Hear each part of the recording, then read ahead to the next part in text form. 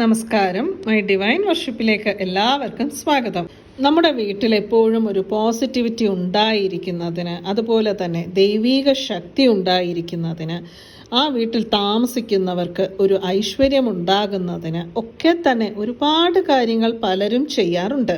നമ്മൾ എല്ലാ ദിവസവും ഫോളോ ചെയ്യേണ്ട 5 കാര്യങ്ങളെക്കുറിച്ചാണ് പറയുന്നത്. ഈ ഒരു 5 കാര്യങ്ങൾ ഫോളോ ചെയ്യാത്തവരാണ് നിങ്ങളെങ്കിൽ ഒരു 48 ദിവസം കണ്ടിന്യൂസ് ആയിട്ട് ഇതൊന്ന് ഫോളോ ചെയ്ത് നോക്കൂ. തീർച്ചയായും വളരെ നല്ല റിസൾട്ട് നിങ്ങൾക്ക് ലഭിക്കുന്നതായിരിക്കും. ഈ 5 കാര്യങ്ങൾ നമ്മൾ കണ്ടിന്യൂസ് ആയി ചെയ്യുന്നത് വഴി എന്താണ് അതിൻ്റെ ഒരു ഗുണങ്ങളെന്ന് പറഞ്ഞാൽ, ആരാണോ ഈ കാര്യങ്ങൾ ചെയ്യുന്നത് അവർക്കും ഐശ്വര്യമുണ്ടാകും, അവർ താമസിക്കുന്ന ആ വീടിനും ഐശ്വര്യമുണ്ടാകും, അവരുടെ കുടുംബത്തിനും ഐശ്വര്യമുണ്ടാകും. ആദ്യത്തെ കാര്യം എന്ന് പറയുന്നത്, രാവിലെ ഉണർന്നു കഴിഞ്ഞാൽ ആദ്യം തന്നെ കുളിച്ച് വിളക്ക് കൊളുത്തുക എന്നുള്ള കാര്യമാണ്. ഇപ്പോൾ രാവിലെ എഴുന്നേൽക്കുന്ന കാര്യത്തിലും ഉണ്ട് പ്രശ്നങ്ങൾ. കാരണം എല്ലാവർക്കും രാവിലെ ബ്രഹ്മമുഹൂർത്തത്തിൽ എഴുന്നേൽക്കാൻ സാധിക്കില്ല. അപ്പോൾ അവരവർക്ക് എത്ര മണിക്കാണ് എഴുന്നേൽക്കാൻ സാധിക്കുന്നത് അതിനനുസരിച്ച് വിളക്ക് കൊളുത്തേണ്ടതാണ്.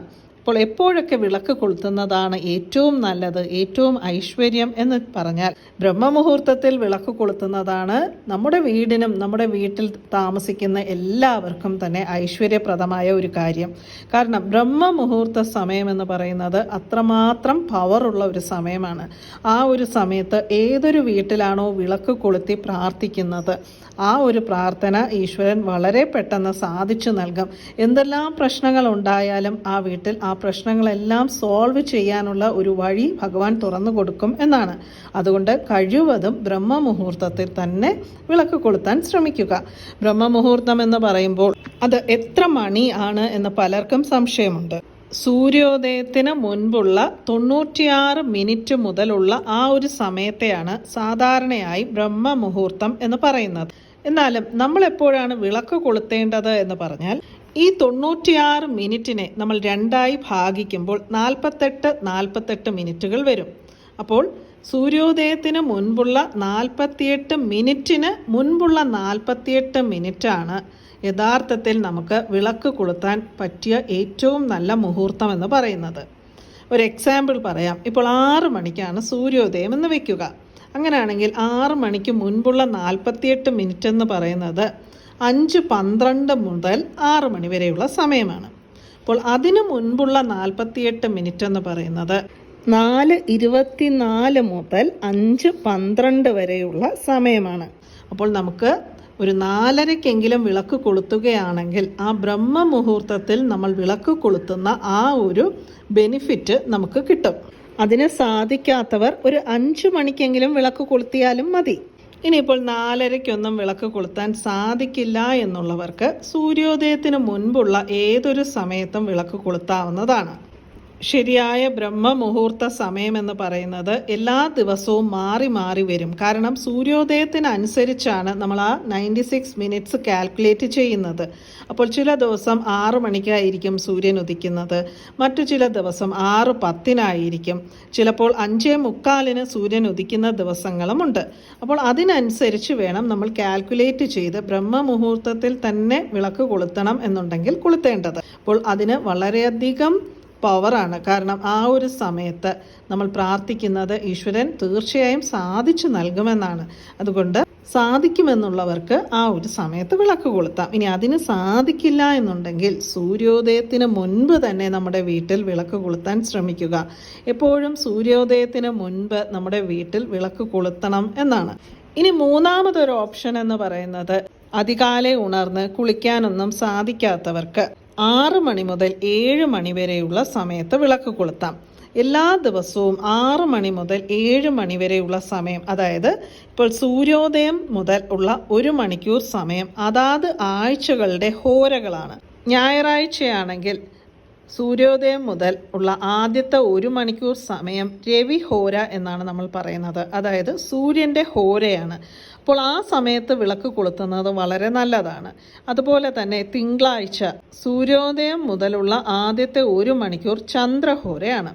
ചൊവ്വാഴ്ച ചൊവ്വാഹോര, ബുധനാഴ്ച ബുധഹോര, വ്യാഴാഴ്ച ഗുരുഹോര, വെള്ളിയാഴ്ച ശുക്രഹോര, ശനിയാഴ്ച ശനിഹോര, ഇങ്ങനെയാണ് ഹോരകൾ. അപ്പോൾ ഈ ഒരു ഹോര സമയത്ത് വിളക്ക് കൊളുത്തുകയാണെങ്കിൽ അതാത് ഗ്രഹങ്ങളുടെ അനുഗ്രഹവും നമുക്ക് ലഭിക്കും. ബ്രഹ്മമുഹൂർത്ത സമയത്ത് വിളക്ക് കൊളുത്താൻ സാധിക്കാത്തവർക്കുള്ള നെക്സ്റ്റ് ഓപ്ഷനാണിത്. അപ്പോൾ ആദ്യത്തെ കാര്യം നമ്മൾ ചെയ്തു, വിളക്ക് കൊളുത്തുക എന്നുള്ളത്. ഇനി നമുക്ക് അടുത്തതായിട്ട് നമ്മുടെ വീട്ടിലൊരു കോലം വരയ്ക്കണം എന്നുണ്ട്. അപ്പോൾ കോലം വരയ്ക്കുന്നത് എന്തിനാണ് എന്നുള്ളതൊക്കെ തന്നെ ഓൾറെഡി പല പ്രാവശ്യം പറഞ്ഞിട്ടുണ്ട്. മഹാലക്ഷ്മിയെ വരവേൽക്കുന്നതിനും അതുപോലെ തന്നെ നമ്മുടെ വീട്ടുമുറ്റത്തൊരു കോലം അരിമാവ് കൊണ്ട് നമ്മൾ വരയ്ക്കുകയാണെങ്കിൽ കൊച്ചു കൊച്ചു ഉറുമ്പുകൾക്കൊക്കെ തന്നെ രാവിലെ തന്നെ നമുക്ക് ഒരു അന്നദാനം നടത്തിയ പുണ്യവും ലഭിക്കും.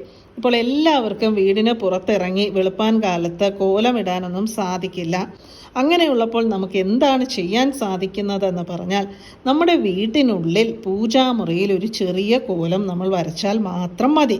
കോലം വരച്ചു കഴിഞ്ഞാൽ, നമ്മുടെ പൂജാമുറിയിൽ കോലം വരച്ചു കഴിഞ്ഞാൽ, വീടിന് പുറത്ത് പോയി വരയ്ക്കണമെന്നില്ല, വരയ്ക്കാൻ സാധിക്കുന്നവർക്ക് വരയ്ക്കാം.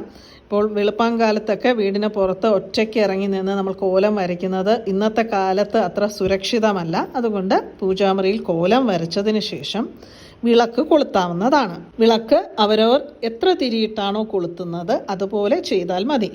മൂന്നാമതായി, വിളക്ക് കൊളുത്തി കഴിഞ്ഞാൽ നമ്മൾ ആദ്യം ചെയ്യേണ്ടത് നമ്മുടെ വീട്ടിൽ സാമ്പ്രാണി പുകയ്ക്കുക എന്നുള്ളതാണ്. സാമ്പ്രാണി പുകയ്ക്കുന്നത് വഴി നമ്മുടെ വീട്ടിലുള്ള എല്ലാ വിധത്തിലുമുള്ള നെഗറ്റീവ് എനർജി എല്ലാം തന്നെ മാറി നമ്മുടെ വീട്ടിൽ പോസിറ്റീവ് എനർജി ഉണ്ടാകും. ഇനിയിപ്പോൾ ചിരട്ട കത്തിച്ച് സാമ്പ്രാണി പുകയ്ക്കാൻ സാധിക്കില്ല എന്നുള്ളവർക്ക് കപ്പ് സാമ്പ്രാണി വാങ്ങി ഒരു കപ്പ് സാമ്പ്രാണി പുകച്ചാൽ മതി.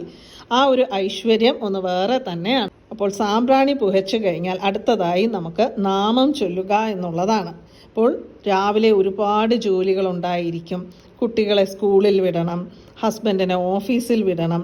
ഇനി ഓഫീസിൽ പോകുന്നവരാണെങ്കിൽ അവർക്ക് ഓഫീസിൽ പോകണം. അപ്പോൾ ഒരുപാട് വലിയ വലിയ നാമങ്ങളൊന്നും ചൊല്ലേണ്ട ആവശ്യമില്ല. നമ്മുടെ ഇഷ്ട ദൈവത്തിൻ്റെ ഒരു ചെറിയ നാമം, ഒന്നുമില്ലെങ്കിൽ ഓം നമോ നാരായണായ എന്ന് 3 തവണ ചൊല്ലിയാൽ മാത്രം മതി. കാരണം അതിനുശേഷം കിച്ചണിൽ കയറി മറ്റു കാര്യങ്ങളൊക്കെ ചെയ്യേണ്ടതായിട്ടുണ്ട്. അതുകൊണ്ടാണ് അത് മാത്രം ചൊല്ലിയാൽ മതി എന്ന് പറയുന്നതിൻ്റെ കാരണം. സമയമുള്ളവർക്ക് അവർ ഡെയിലി ചൊല്ലുന്ന നാമങ്ങളെല്ലാം തന്നെ ചൊല്ലാവുന്നതാണ്.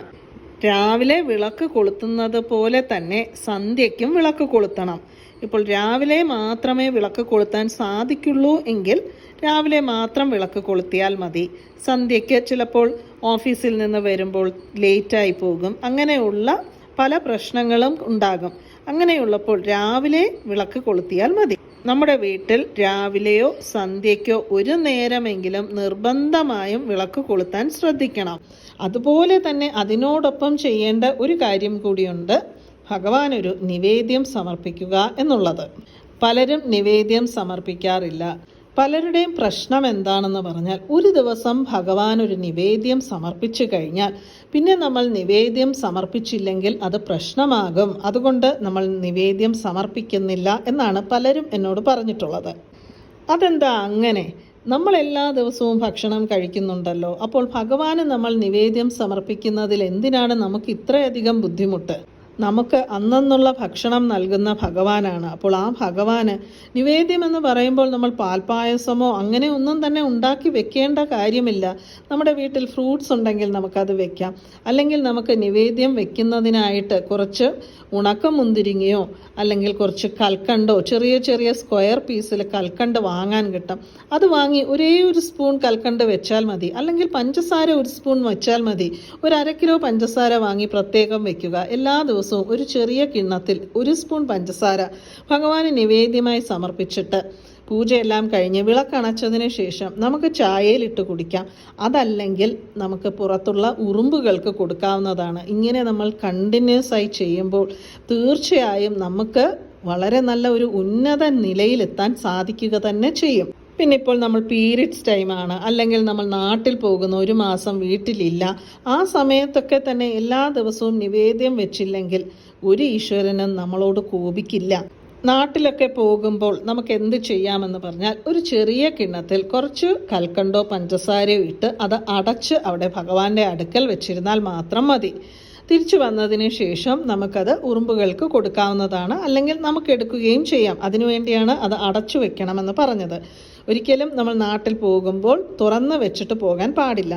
എന്തെങ്കിലുമൊക്കെ പ്രശ്നങ്ങൾ കൊണ്ട് പീരിയഡ്സ് ആയിട്ടോ അല്ലെങ്കിൽ നമുക്ക് കുറച്ച് സുഖമില്ല, തലവേദനയോ പനിയോ അങ്ങനെയുള്ള അസുഖങ്ങൾ കൊണ്ടോ അല്ലെങ്കിൽ നമ്മുടെ ആവശ്യങ്ങൾക്കായി നമ്മൾ എവിടെയെങ്കിലും ഒക്കെ പോകുമ്പോൾ ഒക്കെ തന്നെ നമ്മൾ വിളക്ക് കൊളുത്തിയില്ലെങ്കിലും നിവേദ്യമൊന്നും സമർപ്പിച്ചില്ലെങ്കിലും ഒന്നും ഈശ്വരൻ നമ്മളോട് കോപിക്കില്ല. അതൊക്കെ തന്നെ നമ്മൾ തെറ്റായി വിശ്വസിക്കുന്ന കാര്യങ്ങളാണ്. ഇതൊക്കെ കേൾക്കുമ്പോൾ തോന്നുന്നത് ഈശ്വരൻ നമ്മളോട് കോപിക്കാനായിട്ടിരിക്കുന്നതായിട്ടാണ്. ഈശ്വരൻ നമ്മൾ മനുഷ്യരെ രക്ഷിക്കാൻ വേണ്ടി മാത്രം ഇരിക്കുന്നതാണ്. നമ്മൾ ഭക്തിയോടുകൂടി ഈശ്വരനോട് പ്രാർത്ഥിക്കണമെന്ന് മാത്രമേ ഉള്ളൂ. പ്രത്യേകിച്ചും നമ്മുടെ കേരളത്തിലാണ് ഇത്രയധികം അന്ധവിശ്വാസങ്ങൾ, അതായത് ആൾക്കാരെ പേടിപ്പിക്കുന്ന രീതിയിൽ പലരും പറഞ്ഞു കൊടുക്കുന്നത്. ഇപ്പോൾ തമിഴ്നാട്ടിലോ ആന്ധ്രയിലോ കർണാടകയിലോ ഒക്കെ വന്നെന്ന് നിങ്ങൾ കാണുകയാണെങ്കിൽ പിന്നീട് ഇങ്ങനെയുള്ള അന്ധമായ ഭയങ്ങളൊന്നും തന്നെ ഉണ്ടാവുകയില്ല.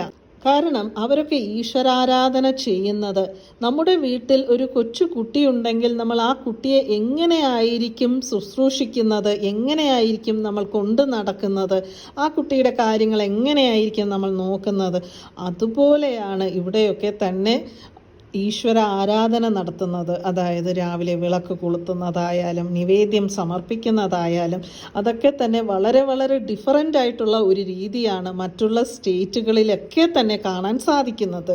ഒരുപാട് പേർ ഡൗട്ട് ചോദിക്കാറുണ്ട്, ഒരു ദിവസം വിളക്ക് കൊളുത്തിയില്ലെങ്കിൽ ഈശ്വരൻ കോപിക്കുമോ, അല്ലെങ്കിൽ ഞാൻ നാട്ടിൽ പോകുമ്പോൾ വിളക്ക് കൊളുത്താൻ സാധിക്കില്ല, അടുത്തുള്ള വീട്ടുകാരെ കൊണ്ട് വിളക്ക് കൊളുത്തിക്കണമോ എന്ന്. അങ്ങനെ ഒന്നുമില്ല. നമുക്ക് സാധിക്കുന്ന ദിവസങ്ങളിൽ നമ്മൾ വിളക്ക് കൊളുത്തിയാൽ മതി. മടി പിടിച്ചിരുന്ന് വിളക്ക് കൊളുത്താതിരിക്കരുത്. അത് നമ്മൾ ചെയ്യുന്ന തെറ്റാണ്. എനിക്ക് ഉറപ്പുണ്ട് ഞാനിപ്പോൾ പറഞ്ഞ ഈ 5 കാര്യങ്ങളും ഈ ചാനൽ ഫോളോ ചെയ്യുന്ന എല്ലാവരും തന്നെ ചെയ്യുന്നുണ്ടായിരിക്കും എന്നുള്ളത്. കാരണം ഞാൻ ഈ കാര്യങ്ങളൊക്കെ തന്നെ പല പ്രാവശ്യം റിപ്പീറ്റായി പറഞ്ഞിട്ടുള്ള കാര്യങ്ങളാണ്. എന്നിരുന്നാലും ആരെങ്കിലുമൊക്കെ പുതുതായി വന്നിട്ടുണ്ടെങ്കിൽ, അതായത് നമ്മുടെ ചാനലിലേക്ക് പുതുതായി സബ്സ്ക്രൈബ് ചെയ്ത് വന്നിട്ടുള്ളവർക്കൊക്കെ തന്നെ ഈ കാര്യങ്ങൾ അറിയില്ല എന്നുണ്ടെങ്കിൽ അറിയുന്നതിന് വേണ്ടിയാണ് വീണ്ടും വീണ്ടും ഇത് റിപ്പീറ്റായി പറഞ്ഞത്. ദുഃഖങ്ങളും സങ്കടങ്ങളും ദുരിതങ്ങളും ഒന്നുമില്ലാതെ എല്ലാവർക്കും സന്തോഷമായി ജീവിക്കാൻ വേണ്ടി ഈ 5 കാര്യങ്ങൾ കൂടി മറ്റു കാര്യങ്ങളോടൊപ്പം തന്നെ ഫോളോ ചെയ്യാൻ മറക്കരുത്. എല്ലാവർക്കും ഈ വീഡിയോ ഇഷ്ടപ്പെട്ടെന്ന് വിശ്വസിക്കുന്നു. വീണ്ടും മറ്റൊരു വീഡിയോയുമായി കാണാം. നന്ദി, നമസ്കാരം.